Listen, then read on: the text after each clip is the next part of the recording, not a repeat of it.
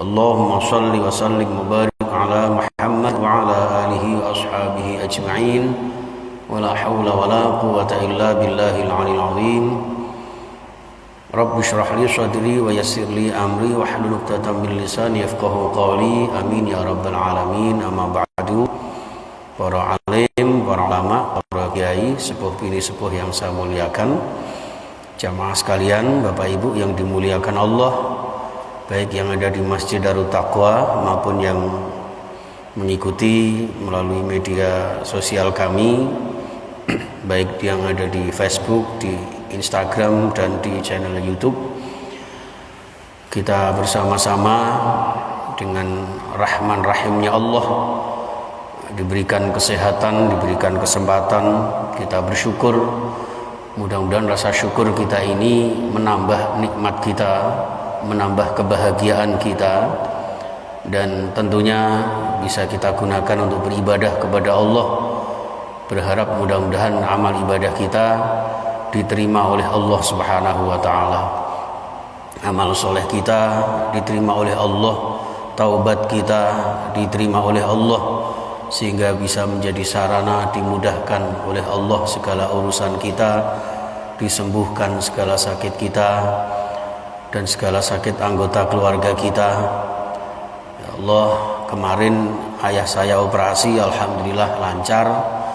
Harusnya saya pulang ke Pati, tapi karena situasi masih seperti ini dan juga masih banyak kegiatan-kegiatan yang harus kami selesaikan, alhamdulillah dengan saudara-saudara kami bisa terlaksana, diantar dengan baik, lancar, dan mohon doanya dan juga untuk kita semuanya, mudah-mudahan yang sakit segera disembuhkan oleh Allah Subhanahu wa ta'ala.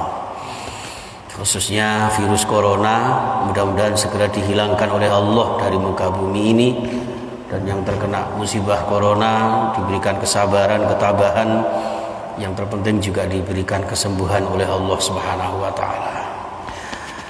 Amin ya rabbal alamin. Salawat dan salam kita haturkan kepada Nabi Agung Muhammad sallallahu alaihi wasallam. Baik jamaah sekalian rahimakumullah, pada pertemuan yang lalu Pak ya, ayat 199 sampai 200 ya kalau tidak salah. Kemarin yang sudah kita baca, wa imma yanzaghannaka minasyaitonir nazghun fasta'id billah minasyaitonir rajim. Jadi orang-orang kafir, orang-orang yang tidak mengikuti tuntunan Allah, yang jauh dari Al-Quran Kitabullah, maka sangat rentan terhadap godaan syaitan, termasuk berakibat kepada kebodohan, kemusyrikan, ya, mudahnya kemaksiatan itu dikipas-kipasi, diprovokasi oleh asyaiton. Nah, ketika hal itu menimpa kepada kita, wa imma yanzaghannaka minasyaitonir nazghun fasta'id billah. Kalau ada kerentek di hati kita, perasaan kita, sesuatu yang negatif Bapak Ibu, baik negatif itu dalam konteks susah untuk berzikir, susah untuk mengkaji ayat Allah, susah untuk beribadah kepada Allah, ya, itu indikasi-indikasi kalau jenengan digoda, diridu oleh syaitan, ya. Maupun ketika ada perasaan-perasaan yang kurang enak, kurang nyaman kepada saudara kita, sehingga timbul suudzon, ya, syakwa sangka, bahkan ghibah, fitnah dan sebagainya, itu bisa jadi pengaruh-pengaruh syaitan. Ketika hal itu terjadi, maka yang hendaknya kita lakukan adalah fasta'idz billah, mohon perlindungan kepada Allah. Jenengan mungkin masih ingat analogi yang diberikan oleh Ustadz Zainuddin MZ Al-Maghfurlah, ya, almarhum. Beliau mengatakan, ibarat kita ini seorang petinju, musuh kita tidak kelihatan. Nek tinju kelihatan penak Pak, kalau tinju kali Pak ya gitu, penak toh. Nek gak aku sing ditonyo ya aku sing nonyo kan, ngoten. Ketok Pak wonge. Lah nek setan, lah ini lah sesuatu yang yang memang tidak kasat mata, sesuatu yang gaib, maka satu-satunya cara adalah fasta'idz billah, mohon perlindungan kepada Allah. Maka Rasulullah Shallallahu Alaihi Wasallam ketika berhadapan dengan orang yang emosi pada waktu itu, kemudian beliau bersabda begini, inni ya la'alamu kalimatan law qalaha la dhahaba anhu ma yajidu. Wong iki ketoke kerasukan setan. Jadi orang emosi marah itu sedikit banyak pasti ada pengaruh-pengaruh syaitan. Nah, Rasulullah bersabda, orang ini harusnya dibacakan. Saya itu punya la'alamu, sungguh saya tahu sebuah kalimat, sebuah kata yang ketika diucapkan maka hilanglah pengaruh-pengaruh setan yang ada di dalam dirinya, yaitu a'udzubillahi minasyaitonirrajim. Nah, ternyata ketika dibacakan seperti ini, Pak, orang yang tadi marah itu bilang begini, faqila lahu faqal ma bi min junun, aku lo gak gendeng. Aku lo gak gila mbok wacana a'udzubillah. Ini maksudnya begini. Jadi kalau membaca a'udzubillahi minasyaitonirrajim, ya, itu boleh kita baca di hadapan orang yang menurut kita mungkin ada sesuatu yang kerasukan syaitan. Tapi nek iso aja banter-banter. Misalnya kula nyeneni anak kula, Faiz misalnya, atau Fazal, wah tak gitu kan.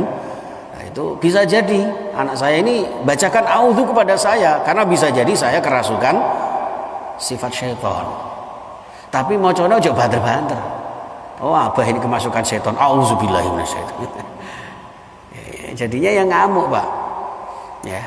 Apalagi ini jadi terjadi kepada masa Rasulullah, sehingga ketika ada unsur-unsur berat kita ibadah, berat kita melaksanakan istiqomah untuk amal soleh, ini bisa jadi pengaruh-pengaruh syaitan. Mau berangkat jamaah kok berat, a'udzubillahi minasyaitonirrajim, gitu Pak ya. Baik, itu tambahan dari tafsir surah Al-A'raf ayat 200 yang kemarin. Nah, sekarang ini sampai di ayat ke-201, a'udzubillahi minasyaitonirrajim. Bismillahirrahmanirrahim. Innal ladzina ittaqaw idza massahum ta'ifun minasyaitoni tadzakkaru fa idzahum mubsirun.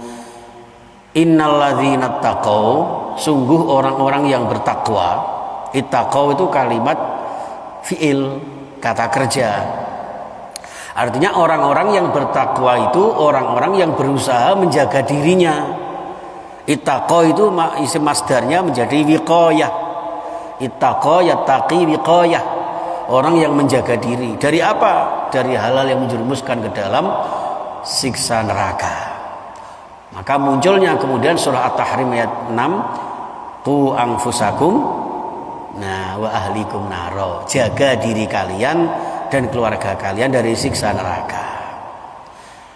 Nah, maka ittaqau, orang yang berusaha bertakwa kepada Allah, berusaha menjalankan perintah Allah dan meninggalkan larangan-larangannya, maka idza massahum ta'ifum minasyaiton, ciri khasnya, karakternya adalah idza massahum, ketika mereka terkena ta'ifun ay yuwaswisu, ya, waswasnya syaiton, minasyaiton, ya, ta'ifun minasyaiton, ketika terjadi pada dirinya waswasnya syaiton, maka tadzakkaru, mereka segera ingat kepada Allah. Tadzakkaru di sini maknanya dua, Pak. Yang pertama, tadzakkaru, mereka segera berzikir kepada Allah, mereka segera mengingat Allah. Astagfirullah, aku mangkok ngene, astagfirullah, saat tadi kok melakukan seperti ini. Itu tadzakkaru. Makna yang kedua, tadzakkaru itu artinya mengingat, ya, bahwa dirinya ada kekhilafan, ada aib, ada sesuatu yang kemudian menimbulkan, mendatangkan pengaruh-pengaruh setan pada dirinya. Jadi setan itu, Bapak Ibu ngapunten, terutama yang ahli ruqyah, teman-teman yang ahli ruqyah, orang yang terkena pengaruh-pengaruh jin itu orang yang bisa jadi karena pola hidupnya, ya. Mungkin karena lagi kosong, ya, lagi pikiran dan jauh dari zikir kepada Allah, ya, atau banyak kemaksiatan yang dilakukan, itu bisa jadi menjadi pengaruh negatif dari setan itu. Seperti itu. Maka tadzakkaru, segera mengingat kesalahan-kesalahan itu. Kalau sudah begitu fa'idzahum mubsirun. Mereka kemudian segera ingat, melihat kesalahan saya. Oh, ternyata salah saya seperti ini. Gitu Pak ya.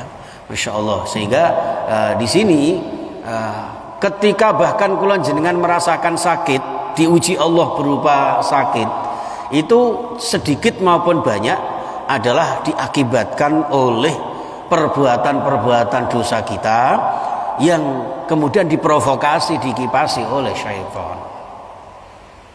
Maka suatu ketika itu ada seorang sahabiah, Pak. Seorang sahabat itu sowan kepada Rasulullah SAW. Ya Rasul, saya ini dalam keadaan sakit. Ya, nah dalam keadaan sakit itu dia tadzakkaru, ingat bahwa mungkin ini kesalahan saya ya Rasul. Ini adalah kekhilafan saya sehingga Allah menguji saya dengan rasa sakit. Maka ada hadis menyebutkan orang yang sakit itu ya akan merontokkan dosa-dosanya. Ya, jadi kalau jenengan kepengin bersih dari dosa, silakan apa Pak? Sakit. Aduh, nek iso ya sehat tapi tidak berdosa. Maka dari itu kalau sehat gunakan untuk beribadah. Kalau sakit gunakan untuk sabar dan tabah. Jadi itu konsepnya. Sehingga semuanya akan bermuara kepada pembersihan dosa kita. Lah seorang sahabiah ini, sahabat perempuan ini datang kepada Rasulullah begini. Ya Rasul, tolong saya didoakan supaya saya sembuh. Tolong saya diruqyah, saya diobati ya Rasul. Maka Rasulullah menjawab begini. In syi'ti lamun karep sira wis nek kon kepengin ya da'autullaha ayyashfiyaki, saya akan berdoa kepada Allah, mendoakanmu supaya Allah menyembuhkanmu. Wah, mantuk-mantuk gitu kira-kira. Ya Pak, Arafun Pak. Ya wa in syi'ti sabarti walakil jannah. Tapi nek sampean kepengin ya menghendaki ya cukup sabar dengan rasa sakitmu itu, maka walakil jannah, engkau akan mendapatkan surga. Saiki pilih ndi? Tak dongakno sampean sembuh. Ya. Apa biarno ae sakitmu yang nanti kamu akan mendapatkan hak surga dari Allah. Pikir kira-kira ngono Pak. Akhirnya apa?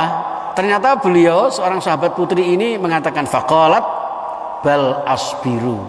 Nek ngono ya Rasul, aku tak sabar wae. Supaya apa? Waliyal jannah, agar saya dapat surga. Coba Pak. Nek kula jenengan apa gak direwangi orang nembah dukun barang. Ya. Ini tanda keimanannya seorang sahabiah ini bahwa dengan rasa sakit itu biarlah saya pasrahkan kepada Allah Subhanahu wa taala. Ya. Namun beliau mengatakan walakin ad'ullaha Allah atakasyafa fada'ala fakan la tankashifu. Jadi pada akhirnya mungkin karena sakitnya itu yang sekiranya membuka auratnya Pak. Ya. Walakin ad'ullah, tapi ya Rasul izinkan saya untuk berdoa kepada Allah agar sakit saya ini tidak berakibat terbukanya aurat saya. Barangkali sakitnya di ngapunten nggih, di kaki atau di tangan yang kemudian harus membuka bajunya misalnya. Gitu. Pada akhirnya kemudian akhirnya didoakan supaya sakitnya itu tidak membukakan auratnya. Bisa jadi maknanya adalah didoakan sehingga sakitnya itu sembuh, dan dengan sembuhnya itulah maka tidak sampai terbuka auratnya. Nah, dari hadis ini berarti dua-duanya bisa kita lakukan. Nek kula jenengan sabar untuk bisa merasakan sakit itu selama masih bisa kita tahan, maka tahanlah sakit itu sambil beristighfar. Dan ketika istighfar itu ternyata ada satu hadis juga menyebutkan istighfar itu juga bisa menyembuhkan penyakit. Sehingga tanpa kula jenengan datang ke dokter, tanpa kita datang ke ngapunten alternatif, dengan kita banyak istighfar, bertaubat, bersih dosa kita, insya Allah dengan sendirinya Allah akan menyembuhkan sakit kita. Itu. Atau yang kedua, kula jenengan sabar itu bukan berarti diem saja, tapi datang kepada tenaga medis, datang kepada dokter yang memang ahlinya. Ya, datang ke rumah sakit. Walaupun sekarang ini kalau datang ke rumah sakit gimana Pak? Corona ya Pak ya. Ini kemarin yang ada teman saya, ya Allah, ibunya ini benar-benar divonis paru-paru Pak di rumah sakit mana itu di Karangtembok itu, penyakit paru itu. Ya langsung divonis corona dan makamnya pun cara-cara corona. Wallahu alam, mudah-mudahan menjadi syahid ya, husnul khotimah ya. Itu seperti itu. Ya, situasinya seperti ini, Pak. Sehingga makam di Penilih ini sekarang sudah ribuan. Di sana juga ya memang semua dimakamkan ala Covid ya. Padahal Covid itu nama saya, Pak. Covid itu Kozin Mustafid. Loh, ngapunten, artinya kula jenengan ya wis sing sabar, berusaha ya, secara medis, berikhtiar secara lahiriah, dibarengin dengan doa secara batiniah. Yang penting itu saja. Jadi kula jenengan supaya tidak terjerumus ke dalam kemusyrikan ya. Inginnya kita sembuh tapi terjerumus dalam pertemanan dan kemitraan kepada setan. Maka ayat ini berikutnya di 202 wa ikhwanuhum yamuddunahum fil ghayyi summala yuqsirun. Jadi orang kafir itu ya, orang yang tidak bertakwa sebaliknya tadi itu. Kalau orang bertakwa kan selalu gampang ingat akan kekhilafannya, gampang ingat akan kesalahannya Pak, sehingga tidak berlarut di dalam godaan syaitan itu. Tapi kalau saudara-saudaranya syaitan, yaitu orang-orang kafir, ya mudunahum, orang-orang kafir fasik itu membantu setan-setan itu. Jadi mereka itu berteman Pak, saling bermitra antara setan dengan kafirin dan munafikun itu. Makanya kok enten tiyang bersekongkol untuk ngapunten ngerusak tatanan agama, ngerusak tatanan negara gitu. Lah niku bisa jadi mereka saling berteman. Ya. Makanya kan innal munafiqina ba'duhum apa itu liba'din itu kan. Jadi mereka itu satu sama lain saling membantu. Ya'muruna bil munkari wa yanhauna 'anil ma'ruf. Mereka itu beramar bukan ma'ruf ya kan? Beramar mungkar, nahi ma'ruf. Sing mungkar justru diperintahkan. Ngoten. Makanya banyak di masyarakat kita, dan kula jenengan ketika tidak termasuk golongannya setan, termasuk golongannya orang bertakwa ya, jenengan yang bertakwa idza massahum, segera sadar ketika ada hal-hal yang sekiranya akan membuat kemungkaran di dalam kehidupan kita. Maka di sini orang-orang yang fasik, orang-orang munafik, orang-orang kafir yang bersaudara kepada syaitan itu summala yuqsirun ya kan, mereka tidak henti-hentinya untuk menyesatkan manusia. Nah, di antara saudaranya setan itu siapa? Jenengan pirsani tegene surah Al-Isra ya Pak ya. Ayat berapa itu? Innal mubadzirina kanu ikhwanash syayatin. Surat Al-Isra ayat 27. Jadi termasuk kula jenengan yang menyia-nyiakan harta, memubadzirkan harta. Ya, apalagi situasi seperti ini, itu termasuk ikhwanash syayatin.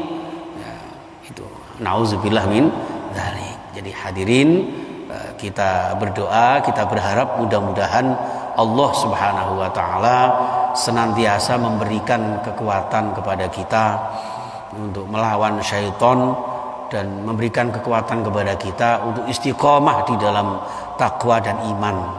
Itu yang kita harapkan. Jadi karena iman takwa ini hidayah Allah. Ketika sesulit apapun ya kita mohon kepada Sang Pemberi hidayah. Tanpa itu kita tidak mampu, Pak. Kita tidak mampu. Maka menjelang Idul Adha ya, masuk di bulan Dzulhijjah, Pak. 2 hari yang lalu kami diundang takmir Masjid se-Surabaya oleh Bu Risma, diajak rapat lewat Zoom, ya Pak ya. Beliau menegaskan, tolong Pak. Jadi Surabaya ini yang sudah mulai menghijau Pak, nggak tahu modelnya bagaimana, karena laporan dengan di radio itu beda, katanya masih merah. Tapi beliau mengatakan Surabaya yang sudah mulai berkembang membaik tentang corona ini tolong dijaga dengan baik. Usahakan ketika kula jenengan nanti melaksanakan amalan-amalan ibadah di bulan Dzulhijjah tetap mengikuti protokol kesehatan COVID-19. Itu harapan beliau, dengan tegas beliau mengatakan seperti itu. Terus panjenengan sampai kemarin beliau bilang begini, sebaiknya nanti kalau jenengan menyembelih korban berupa seekor kambing maksimal 3 orang, Pak Ponidi, Pak Ya, terus Pak Kholis misalnya, ya, iso nggak kira-kira kayak gitu, ya. Sehingga beliau loh, itu apa, ada takmir yang menanyakan, apa kita mampu Bunda, wong kita ini kadang bukan ahlinya. Maka nanti akan dikirim tutorial, ya, nggak tahu bagaimana nanti caranya. Bahkan kalau mau dikirim petugas dari RPH, tapi dengan keterbatasan tenaga, akhirnya mau dikirim tutorial sekaligus surat keterangan COVID itu dari Bu Risma, Bu Wali Kota itu, supaya nanti dijalankan. Nggak tahu nanti bentuknya bagaimana, ya, nanti akan saya share ke grup jamaah, ya, itu seperti itu. Tapi yang jelas monggo jenengan yang punya kemampuan jangan sampai seperti hadis Rasulullah, fala yuqarribanna musallana, jangan mendekati tempat sholat kami. Orang yang punya kemampuan tapi tidak mau berkorban, walaupun terjadi wabah justru kita bismillah, kalau ada rezeki kita berkorban, ya, mudah-mudahan diberikan kecukupan oleh Allah Subhanahu wa taala, tapi dengan tetap melaksanakan protokol itu. Termasuk nanti sholat Idul Adha, Pak. Nanti insya Allah kita juga melaksanakan, ya. Apakah di halaman atau mungkin seperti di Idul Fitri kemarin Ustaz Mustafa, ya, di dalam masjid 2 lantai nanti kita penuhi, di bawah ada layarnya, ada LCD-nya, bisa jenengan seperti kemarin lah, dengan protokol yang sangat ketat. Kita nanti mendatangkan aparat dari Babin Kamtibmas dan Babinsa, dari Koramil dan dari kepolisian insya Allah untuk demi kenyamanannya. Kemarin Pak saya khutbah di daerah Kodam itu penjagaannya memang sangat ketat, pakai apa itu yang melalui gerbang disemprot itu, kopiah keluar tak copot gak oleh. Loh, jangan Ustaz, nanti kan supaya kena itu. Nah, kena terus lah ya itu elek Pak. Tapi ya sudah kita ikuti, subhanallah. Ya tidak apa-apa, kita sabar aja mengikuti itu. Ya Bapak Ibu, jadi seperti itu. Dini kok jenengan tidak bisa melakukan itu. Masih banyak amal ibadah terutama 10 hari pertama di bulan Dzulhijjah itu. Kata Rasulullah, amal ibadah yang paling dicintai Allah, yang paling diagungkan Allah adalah ketika kita beramal soleh, beramal ibadah tanggal 1 sampai tanggal 10, ya, tanggal 1 sampai tanggal 9 itu jenengan berpuasa. Lek gak iso ya tanggal 8 sama tanggal 9 tarwiyah Arafah. Lek gak iso meneh tanggal 9 tok, itu tanggal 9 saja puasa Arafah. Yukaffiru sanatain al-qabilah wal madiyah, mengampuni dosa kula jenengan 2 tahun, setahun yang lalu dan setahun yang akan datang. Mudah-mudahan diberikan kekuatan, ya Pak. Insya Allah nanti mulai tanggal 1 22 Juli Idul Adha insya Allah jatuh pada tanggal 31 Juli. Jenengan berpuasa tanggal 30, ya, di saat para jemaah haji wukuf di padang Arafah. Dan jenengan yang harusnya tindak haji tahun ini ternyata kok terhalang karena dibatasi itu, insya Allah ganjaran panjenengan sudah sama dengan tindak haji sing ikhlas saja. Mudah-mudahan diberikan panjang umur, sehat walafiat, bisa berangkat haji tahun depan. Amin ya rabbal alamin. Saya kira itu nanti kita monggo perbanyak zikir lah ya Pak, ya, zikir, istighfar, doa itu kita perbanyak, khususnya doa corona ini segera diangkat oleh Allah Subhanahu wa taala. Baik, saya kira itu Bapak Ibu yang saya muliakan, hadirin pemirsa, mudah-mudahan ada manfaatnya, ada barokahnya, dan disertai dengan ridha Allah Subhanahu wa taala. Amin ya rabbal alamin. Bismillahirrahmanirrahim. Allahumma shalli wa sallim wa barik ala Muhammad wa ala alihi wa sahbihi ajmain. Alhamdulillahirabbil alamin. Allahumma arhamna bil Qur'an washfa'na bil Qur'an wahdina bil Qur'an. Allahumma ighfir lana wa liwalidina warhamhum kama rabbawna shighara. Allahumma kshif 'anna ma nazala bina min aduwina wa aduwika syaitanir rajim wa min haula'il qaumiz zalimin al-baghin wa minasy syuraki ya rabbal alamin innaka 'ala kulli syai'in qadir. Ya Allah, rahmati kami, tunjuki kami, syafaati kami dengan Al-Qur'an. Curahkan rahmat kasih sayang-Mu kepada kami untuk dunia dan akhirat kami sekeluarga kami. Ya Allah, sembuhkan segala sakit kami, sehatkan jiwa raga kami, cukupi rizki kami ya Allah, lancarkan usaha kami ya Allah, lancarkan usaha kami ya Allah, segera hilangkan pandemi ini ya Allah. Engkau yang maha kuasa terhadap segala sesuatu ya Allah. Rahmati kami dengan Al-Quran, berkahi kami dengan Al-Quran, bahagia fid dini wa dunya wal akhirah. Allahumma ja'alna wa awladana wa dhurriyyatina wa talamidana wa ahlana wa jama'atana, khususan jamaah kajian tafsir hadis ya Allah, fi Masjid Darut Taqwa wa fi ghairiha ya Allah, dimanapun berada ya Allah. Jadikan kami hidup yang sekali ini hidup yang mulia istiqomah dengan rizki-Mu yang halal barakah.